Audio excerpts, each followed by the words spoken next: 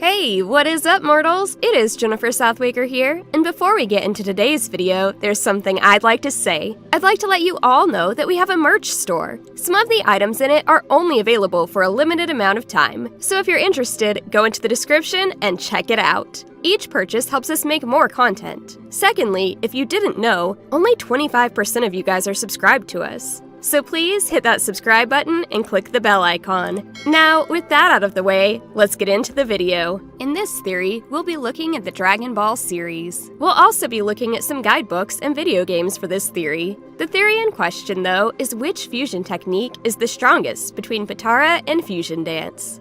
This isn't an argument of Gogeta versus Vegito. Each fusion has different personalities, and are both so powerful at the moment that it's a matter of their personalities, rather than just their power, that would determine the winner. In the world of Dragon Ball, there are at least 3 different forms of fusion. There's the Namekian fusion, strictly for Namekians to merge, the fusion dance, created by the Metamorians, and the Potara fusion, done when Akai's earrings are worn by 2 people on the opposite ears. Both the fusion dance and Potara fusion were introduced during the same arc, the Buu saga of Dragon Ball Z. The fusion dance was used by Goten and Trunks to fight Super Buu to a relative draw as Gotenks. The Potara fusion was introduced later in the arc by the Kais to give Goku and Vegeta the boost needed to defeat Super Buu, who at that point had absorbed all of the Earth's other strongest fighters. The fused being, Vegito, was able to dominate Buhan and tricked the Majin into absorbing Vegito so that the latter could rescue their friends and family. In the Dragon Ball Z movie, Fusion Reborn,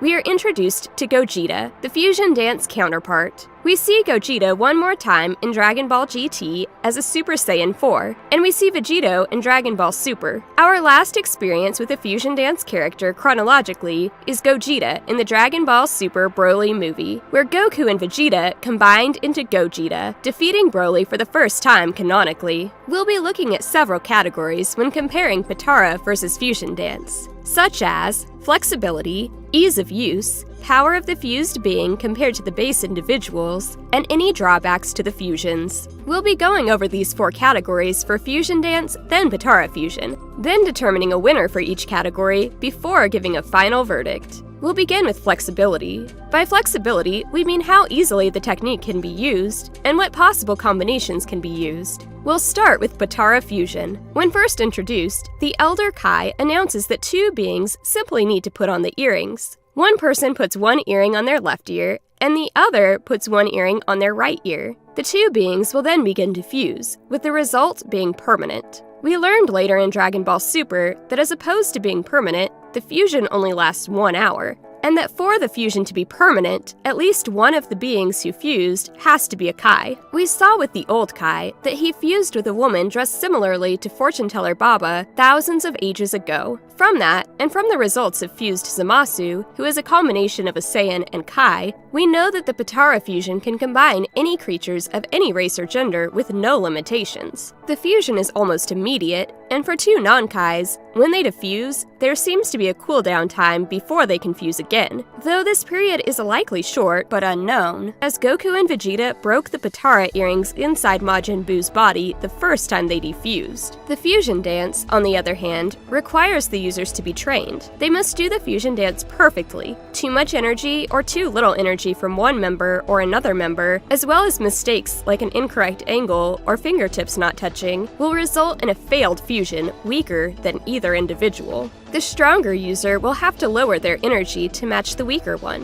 which can be hard for those incapable of controlling their ki well. This limits the number of people who can use the technique. Goten and Trunks needed days to master it, and even Goku and Vegeta required an hour, in which they failed to perfect the transformation not once, but twice. Of course, the main advantage that the fusion dance has over the Potara fusion is that once you know the technique, you can teach it to someone else. Whilst the Potara earrings require the user to know a Kai personally to have them trust them with the earrings. While the barrier to both techniques is high, the fusion dance, which doesn't rely on an item to be achieved, is the more flexible technique, as there's a limited amount of Kais in the world, and they can't always meddle in human affairs. Given what we've seen, the The Potara fusion was only authorized when fighting creatures or people that could be considered as a threat to the Kais and the universe as a whole. In that, Majin Buu, who could continuously destroy planets without rest, Zamasu, who had killed the majority of all life in the various universes in his timeline, and achieving a victory in the Tournament of Power, which would constitute a universe's survival, were all conditions that could meet out a need for the Potara earrings. For these reasons, I'd say in terms of flexibility, the fusion dance wins out. That's 1 point for fusion dance. Next, we'll be covering the ease of use. Given what we've already established in flexibility, we can outright say that the Potara earrings are easier to use. There is no training required. All you have to do is put on the earring, and the transformation is nearly instant. There is a slight delay as the two individuals are brought together, but unless they are miles apart, the fusion dance will always take longer. Working against the fusion dance, however, is also a massive caveat. Whatever cooldown the Potara fusion has after ending, it isn't as long as the delay from a successful fusion dance, as we saw from Gohan and Trunks when they defused. Add that to the fact that in Dragon Ball GT, we saw that the fusion dance drains ki from the two who attempt to fuse, which cancelled out Goku's Super Saiyan 4 transformation. All of these factors easily lead the winner of the ease of use category to be the Potara earrings. Before we get back into the theory,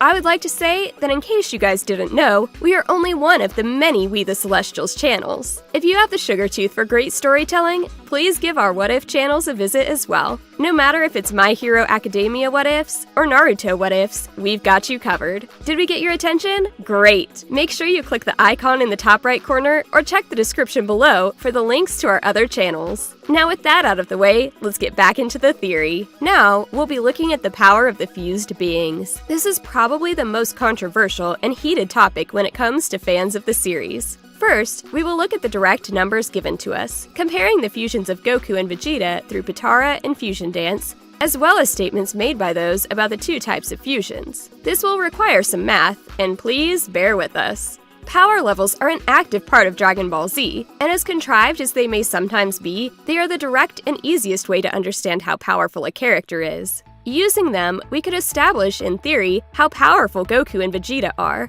and in turn, understand how powerful their fusion is in comparison to what we've seen from the guidebooks. The last time we had an official ruling of Goku's power level in the manga was in the Frieza saga, post coming out of the healing pod. At that time, Goku had a power level of 3 million. Going Super Saiyan gave him the power level of 150 million, making him stronger than Frieza's 120 million power level. In the Majin Buu saga, Babidi introduces a new measurement of battle power called Kili. It is established that 1 Kili is equivalent to a power level of 50,000, according to a 2004 V-Jump magazine. During the Babidi saga, we learn that Goku, as a Super Saiyan, has a power level of 3,000 Kili. Converted, that means he has a power level of 150 million, which would mean he didn't grow stronger from his fight against Frieza. This is a logical inconsistency, as Goku is capable of facing Yakon with equal and greater footing before his base form, so it is understood that he was suppressing his power level. 3,000 divided by 50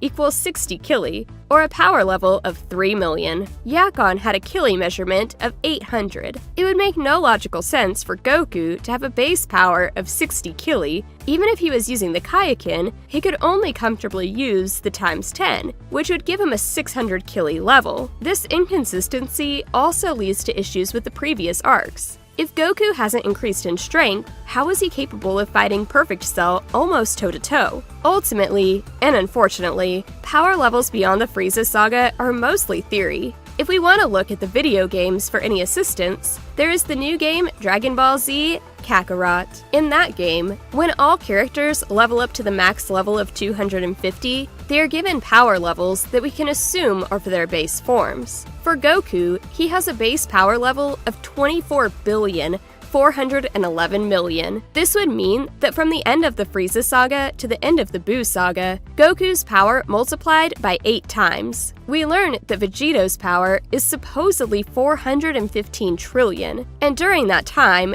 we learn that Gogeta's power level is a good deal lower. It would straightforwardly seem like their power levels are the same. Unfortunately, there was a V-Jump article stating that the fusion dance is capable of bringing more power out of the two who fuse. So Gogeta would win a short fight, and Vegito would win a longer, more drawn-out fight. In the manga and anime, however, the old Kai states that Potara fusion is better. The issue is, he says better, not stronger. And when it comes to words in Japanese, someone improving doesn't necessarily mean growing stronger in the direct, tangible way we could interpret as fighting strength. This is further complicated by Dragon Ball's style of power increase, and the debate on which two were stronger continued to rage on, as people compared their feats, the power of their respective villains, and the ease in which they took out their opponents. We'd be stumped for sure if not for the information given in the Dragon Ball Super Broly movie. Before the movie came out, interviews from Akira Toriyama and Tatsuya Nagamine revealed that Akira Toriyama had a large part in the script, writing most, if not all of it. Nagamine, in turn, did his best to represent the movie as faithfully to Toriyama's script as possible. In the same release of those two statements came a statement about Gogeta and Vegito. This statement was translated by @Herms98, an extremely respected member of the Dragon Ball community, known for faithful, well-informed translations from Japanese. The translation of the official promo regarding Dragon Ball Super Broly reads exactly, "If Vegito is born from the Potara, then fusion gives birth to Gogeta." Two equally matched ultimate trump cards. What's more, in this movie, Gogeta transforms into Super Saiyan and even Super Saiyan Blue. Go to the theater to experience this stupendous power for yourselves. By the way, Gogeta doesn't appear in the original DB manga. Like Broly, he's a movie-only character. In other words, original author Toriyama Sensei's rewriting is an attempt at adding Broly and Gogeta to the DB canon.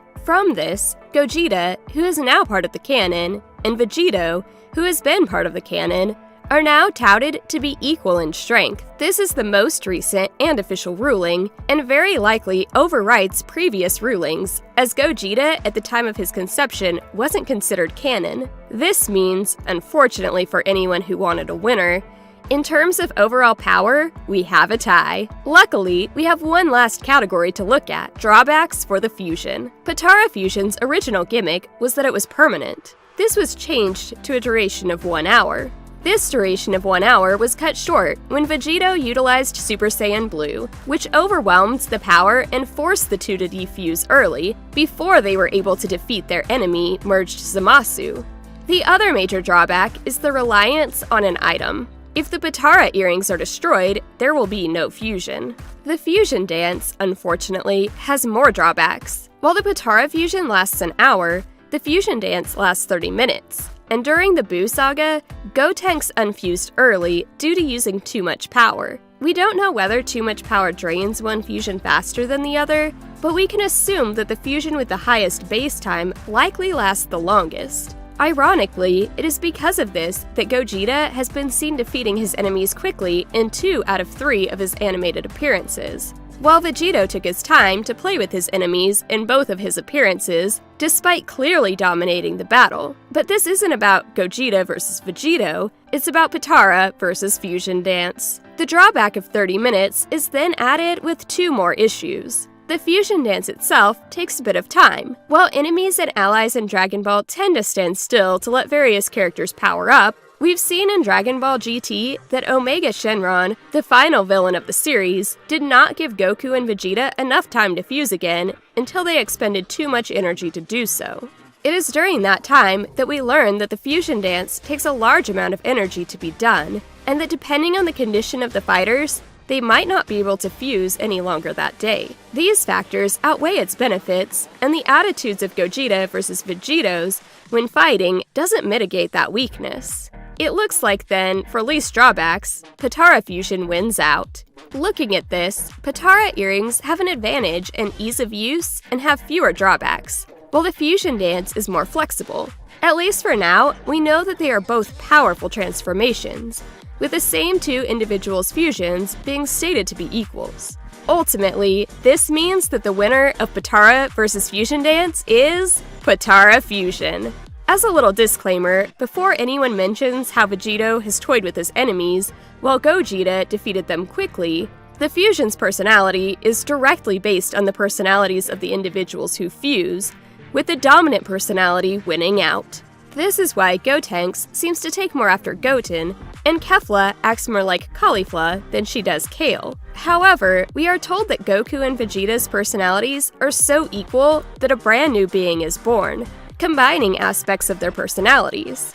This ultimately means that while we can look at Vegeta's cocky personality being a drawback for him personally and on a narrative level, it is not a result of the fusion in question, but more on the personality of Goku and Vegeta. Thank you all for watching this video to the end. Now, there are a few more things that I'd like to go over before the video ends. First, I'd like to let you all know that we have a merch store. Some of the items in it are only available for a limited amount of time. So if you're interested, go into the description and check it out. Each purchase helps us make more content. Second, I'd like to thank our $5 and up Patreon supporters for helping to fund these videos. Last, on behalf of We the Celestials, I'd like to thank the writer for this video, as well as the audio and video editors for this video. Their details are in the description below. If you're a voice actor, editor, or writer, or you're interested in becoming one of those, go to the Discord that is in the description of this video and hit up the head of one of those areas. We're always looking for members to join us. That's it from us for today's video, so thank you all for watching, and don't forget to hit that subscribe button if you're interested, and hit that like button if you liked the video. Until next time, peace out, mortals. Have an amazing day!